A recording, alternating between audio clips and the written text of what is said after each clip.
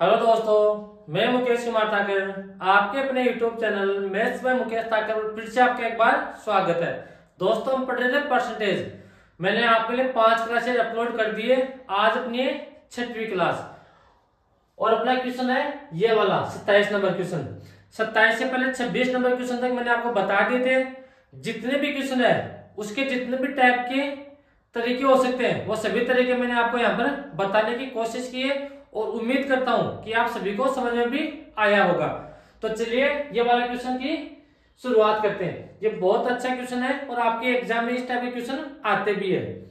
यहाँ पर क्या बोल रहे हैं, ए बी सी और डी की आय का अनुपात 4:2:3:1 है। यदि उनकी आय क्रम से यानी कि ए की आय में 5% की वृद्धि तथा बी की आय में 10% की वृद्धि तथा सी की आय में 15% की वृद्धि और डी की आय में 20% की वृद्धि कर दी जाए तो उनकी वर्तमान आय का अनुपात ज्ञात करो। तो यहाँ पर इस क्वेश्चन को कैसे सोल्व करेंगे, जल्दी अगर एग्जाम में सोल्व करना है तो किस टाइप से अप्रोच करेंगे वो यहाँ पर समझते हैं। यहाँ पर क्या बोल रहे हैं, 4 लोग हैं ए बी सी और डी। उनकी आय का अनुपात क्या है, 4:2:3:1। अब यहां से एक चीज समझना, यहां पर ए की आय को 5% बढ़ा रहा है तो पहले 4 का कितना निकालेंगे, 5% निकालेंगे। तो यहां से 4 का 5% जो भी आएगा वो 4 में ऐड कर देंगे। लेकिन आपको एग्जाम में जल्दी सोल्व करना है तो यहां से सभी संख्या को 100 से मल्टीप्लाई कर दो। 100 से मल्टीप्लाई क्यों करेंगे वो समझना एक बार। रेशियो में कभी भी ध्यान रखना, एक चीज को मल्टीप्लाई नहीं करते हैं, सभी को मल्टीप्लाई करते हैं। तो पहले को भी 100 से मल्टीप्लाई कर दो, दूसरे को भी 100 से मल्टीप्लाई कर दो। अगर 4 को 100 से मल्टीप्लाई करेंगे तो ऐसे कितना आ गया 400, यहाँ पर कितना आ गया 200, यहाँ पर कितना आ गया 300, यहाँ पर कितना आ गया 100। अब यहाँ पर एक चीज समझना, हमने यहाँ पर 100 से मल्टीप्लाई क्यों किया, यहाँ पर आप 10 से भी मल्टीप्लाई कर सकते हो सभी संख्याओं को और यहाँ पर आप 1000 से भी मल्टीप्लाई कर सकते हो। जो आपका मन हो उस संख्या से मल्टीप्लाई करना। लेकिन एक चीज का ध्यान रखना, सभी संख्याओं को एक ही संख्या से आपको मल्टीप्लाई करना है। ऐसा नहीं कि पहली संख्या को 100 से मल्टीप्लाई कर दिया, दूसरी को 10 से मल्टीप्लाई कर दिया, फिर आपका क्वेश्चन गलत हो जाएगा। मैंने यहाँ पर 100 से मल्टीप्लाई इसलिए किया कि अब 400 का 5% निकालो। यहाँ पर देखना 400 का 5% कितना होता है, 20 होता है। अगर आप 400 का 5% निकालोगे तो यहाँ पर 2 0 से 2 0 कट गया, 5 में जाए कितना आ गया 20। यानी कि 400 का 5% निकालना अपने पास ऐसे आसान होता है, यानी कि अपने पास ऐसे पॉइंट में संख्या नहीं आएगी। अगर आप 4 का 5% निकालोगे तो 5 में जाए कितना होता है 20, तो फिर 20 को डिवाइड किससे करेंगे 100 से। तो यहाँ से 1 0 से 1 0 कट गया, तो ऐसे कितना आ गया 0.2। यानी कि जो अपने पास 4 का 5% निकालेंगे तो अपने पास किस में आ जाएगा, पॉइंट में आ जाएगा। उसको बाद में अपने को पॉइंट से वापस में चेंज करना पड़ेगा। तो 400 का 20%, तो यहां से अपने पास कितना बढ़ा रहा है 20 बढ़ा रहा है, तो इसमें 20 बढ़ा दो तो कितना हो गया 420 हो गया। अब बी की आय में 10% की वृद्धि कर रहा है तो 200 का 10% कितना होता है 20, तो बी की वर्तमान आय कितनी होगी 220। अब सी की आय में 15% की वृद्धि कर रहा है तो 300 का 15% कितना होता है 45 होता है। अगर कोई भाई अगर माइंड में नहीं सोच सकता तो यहाँ पर क्या करना है 300 लिखना है, मल्टीप्लाई का साइन लगाना है और 15% को उठाएंगे तो कौन में कितना आ गया 100। 15 गुणा 3 कितना हो गया 45, तो 45 यहाँ पर बढ़ा रहा है तो यहाँ पर कितना आ गया 345 आ गया सी की वर्तमान आय। और डी की वर्तमान आय में अच्छा डी की 20% बढ़ा रहा है तो 100 का 20% कितना होता है 20 होता है। तो अपने पास डी की वर्तमान आय है वो कितनी हो गई 120। अब अपने को ऐसे क्या पूछा है, ए बी सी और डी की वर्तमान आय का अनुपात बताओ। तो यहाँ पर देखो सभी संख्या को समान संख्या से डिवाइड कर दो, तो यहाँ पर 5 से काटेंगे तो 5 से कट गया 8 4 यानी कि 84 टाइम कट गया। 5 से काटेंगे तो 4 और ऐसे कितना आ गया 44। 5 से काटेंगे तो ऐसे कितना आ गया 6 और 6 आएगा ना, 30 को 5 से डिवाइड करोगे तो 6 आएगा, और यहाँ पे कितना आ गया 9, तो यहाँ पे कितना आ गया 69, और लास्ट में कितना आ गया 24। तो अपने पास ए बी सी और डी की वर्तमान आय का अनुपात कितना आ गया 84 अनुपात 44 अनुपात गुणनफल अनुपात 24। अब देख लो कौन सा ऑप्शन है, यहाँ पर देखो अपने पास अगर आप ऑप्शन से देखना चाहो तो अपने पास पहला ऑप्शन इसमें कितना है 84, इसमें कितना है 64, तो अपने पास ए और सी तो यहाँ से कैंसिल हो गया। अब आप थोड़ा सा आगे बढ़ो, तो इसमें भी 84 है, इसमें भी 84 है, इसमें भी 44 है, इसमें भी 44 है, इसमें गुणनफल है, इसमें गुण 80 है। तो आपको पूरा सोल्व करके अब की बार देखना ही पड़ेगा। तो इस बात का ध्यान रखना, आप जब भी इस टाइप का क्वेश्चन एग्जाम में सोल्व करो तो एक बार आपको ऑप्शन पर भी नजर रखनी है। ठीक है, यहां तक आगे बात समझ में? इस टाइप के क्वेश्चन आपके एग्जाम में आते हैं। ठीक है, अगला क्वेश्चन देखो, ये रहा अगला क्वेश्चन। किसी भिन्न के अंश में 50% की वृद्धि तथा हर में 10% की कमी कर दी जाए, कर दी जाने पर 15/16 प्राप्त होता है, तो वह भिन्न क्या थी? अब देखो अपने पास अंश क्या होता है और हर क्या होता है।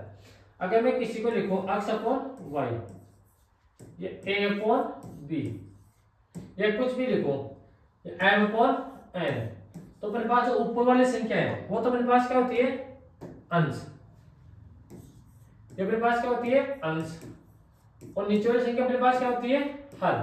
इस बात का ध्यान रखना, यानी कि यहाँ पर 15/16 है, तो 15 अपने पास क्या है अंश है, और 16 अपने पास ऐसे क्या है हर है।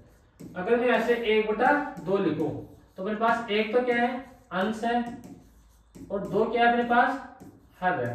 तो इस बात का ध्यान रखना, पहले इस क्वेश्चन को सोल्व करने से पहले आपको अंश और हर के बारे में पता होना चाहिए, जो मैंने आपको बता दिया। अब देखो क्वेश्चन को सोल्व करने की कोशिश करते हैं। अब यहाँ पर देखो, किसी भिन्न के अंश में 50% की वृद्धि कर दी जाए, तो मैं ऐसे x अपॉन वाई, यानी कि मैंने अंश को कितना मान लिया x और हर को कितना मान लिया y। अब अंश में 50% की वृद्धि कर रहा है, तो यहां से x का 50% कितना होता, तो x इंटू 50/100, और हर में 10% की कमी कर दी जाए, तो y का 10%, और ये किसके बराबर प्राप्त होता है 15/16 के बराबर प्राप्त होता है। इसको हम सोल्व करेंगे आगे, तो 100 अपने पास यहां से किससे मल्टीप्लाई होगा x से मल्टीप्लाई होगा, तो यहां से कितना आ गया 100x प्लस 50x, अपॉन में कितना है 100। अब एक चीज का ध्यान रखना, अपॉन में 100 लिखने की आपको कोई आवश्यकता नहीं है, क्योंकि मेरे पास ये 100 है, इससे ये 100 कैंसिल आउट हो जाएगा। यहाँ पर कितना आ गया 100y माइनस 10y, और एक इसके बराबर आ गया 15/16 के बराबर अपने पास चल ही रहा है। अब इसको आगे सोल्व कर लो, 100x में 50x प्लस करेंगे, तो यहाँ से कितना आ गया 150x, और यहाँ से कितना आ गया 90y, और एक इसके बराबर है 15/16 के बराबर है। अब देखो 1 0 से 1 0 कट गया, 15 से कितना कट गया 15 कट गया, तो अपने पास यहाँ से कितना आ गया x अपॉन y गुणा 9 है, तो यहाँ से वज्र गुणा करेंगे तो y को तो यहीं पर रखेंगे और इस 9 को यहाँ पर मल्टीप्लाई कर देंगे, तो x अपॉन y, तो यहाँ से कितना आ गया 9/16, यानी कि जो स्टार्टिंग में जो भिन्न थी वह कितनी थी 9/16। तो अपना ऑप्शन ऐसे कौन सा सही हो जाएगा, ऑप्शन नंबर डी अपने पास ऐसे करेक्ट आंसर हो जाएगा। ये तो अपने पास इस क्वेश्चन को सोल्व करने का पहला तरीका होता है बेसिक तरीका। आपको ये तरीका आना चाहिए, आपको एग्जाम में किस तरीके से सोल्व करना है वो यहाँ पर समझेगा। इस टाइप के एग्जाम में आपके एग्जाम में बहुत सारे क्वेश्चन आए हुए हैं, मल्टीपल क्वेश्चन आए हुए हैं।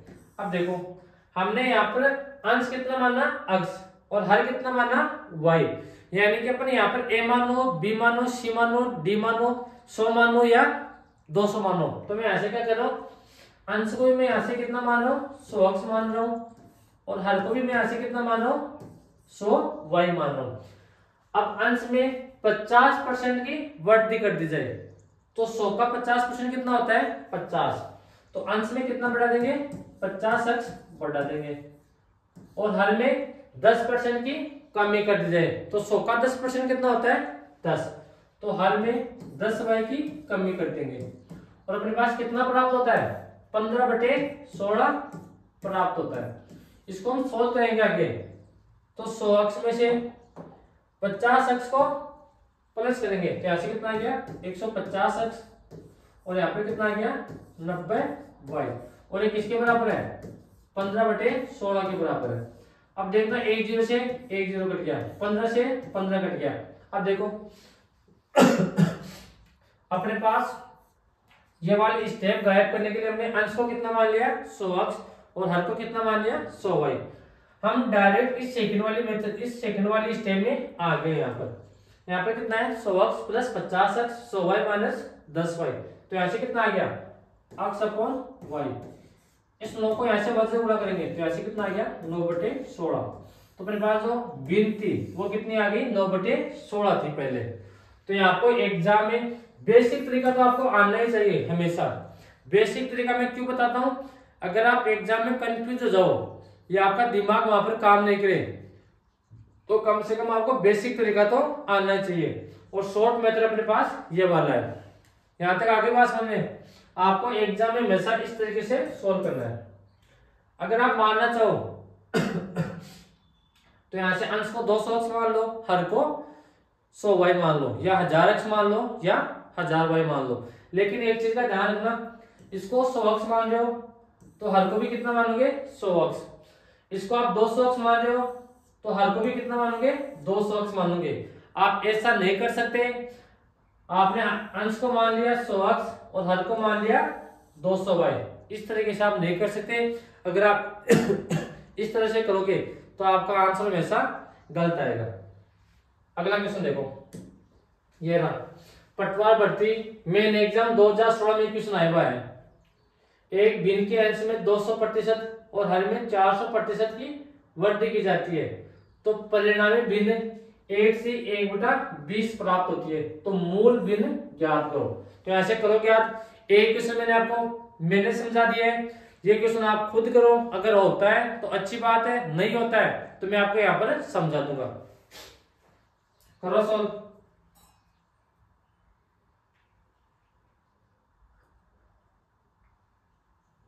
हमेशा क्वेश्चन को पहले खुद से सोल्व करने की कोशिश किया करो।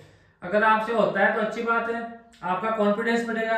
अगर नहीं होता है तो जब मैं आपको यहाँ पर समझाऊं तब आपको समझना है। मैंने क्या बताया था, आपको अंश को भी कितना मान रहा है 100 अक्ष और हर को भी कितना मान रहा है 100y। अब यहाँ पर अंश में 200% की वृद्धि कर रहा है तो 100 का 200% कितना होता है 200 हो रहा है। तो यहाँ से 200 अक्ष बढ़ा देंगे और हर में 400% की वृद्धि कर रहा है तो 100 का 400% कितना होता है 400y। और ये किसके बराबर होता है, परिणामी भिन्न 1 से 1/20 प्राप्त होता है। तो 1 से 1/20 को सोल्व करोगे तो पहले अपन 20 है वो किससे मल्टीप्लाई होगा, इस 1 से मल्टीप्लाई होगा। समझ में यहाँ पर आपके एग्जाम में आया हुआ क्वेश्चन है। तो पहले 20 किससे मल्टीप्लाई होगा 1 से, तो ऐसे कितना आएगा 20 और 1 इसमें ऐड कर देंगे ऊपर वाली संख्या। तो ऐसे कितना आ गया 21/20 अपने पास ऐसे प्राप्त हो गया। तो ऐसे आ गया 21/20। अब देखो 100 अक्ष में 200 अक्ष ऐड करेंगे तो ऐसे कितना आ गया 300 अक्ष अपॉन में 500y। तो यहाँ से 21/20 अपने पास यहाँ से आ गया। 2 0 से 2 0 कट गया। अपने को ऐसे जो अपने पास जो मूल भिन्न थी वो अपने को ऐसे ज्ञात करनी है। अपने पास यहाँ से कितना है 3x अपॉन 5y और ये किसके बराबर चल रहा है 21/20 के बराबर चल रहा है। यानी कि अपने को अक्ष अपॉन y का मान यहाँ से निकालना है। तो अपने पास यहाँ से 3 के साथ क्या है अक्ष है और y के साथ कितना है 5। तो मैं इस 5 को किससे मल्टीप्लाई कर दूंगा 21 से मल्टीप्लाई कर दूंगा। या फिर एक काम करो 5 से कट गया मेरे पास ये 20 कितने टाइम कट गया 4 टाइम कट गया। यहाँ तक बात आगे समझ में। और जो 3 है 3 से कट गया ये 7 टाइम। तो अपने पास यहाँ से कितना आ गया अक्ष अपॉन y कितना आ गया 7/4। यानी कि अपने पास जो मूल भिन्न थी वो कितनी आ गई 7/4 अपने पास आ गई। अब ऑप्शन में देख लो कौन सा ऑप्शन है। अच्छा, इसको आप सोल्व करोगे तो अपने पास आंसर कौन सा रहेगा, डी अपने पास ऐसे ऑप्शन सही रहेगा, क्योंकि 7 में 4 का भाग दोगे तो कितने टाइम रहेगा, एक बार, शेष कितना बचेगा 3, और अपॉन में कितना रहेगा 4। यहां तक आगे बात समझ में। अब देखो आपके पटवार भर्ती 2016 में क्वेश्चन आया हुआ है, और फिर बता रहा हूं मैं आपको, क्वेश्चन हमेशा आपके एग्जाम में रिपीट होते हैं। एग्जामिनर को भी नहीं पता होता है कि क्वेश्चन कैसे सेट करें, वो भी पीवाईक्यू देखता है और उसी टाइप के क्वेश्चन बनाता है। थोड़ा बहुत 19-20 का फर्क आ सकता है आपके एग्जाम में, इससे ज्यादा कुछ नहीं आएगा।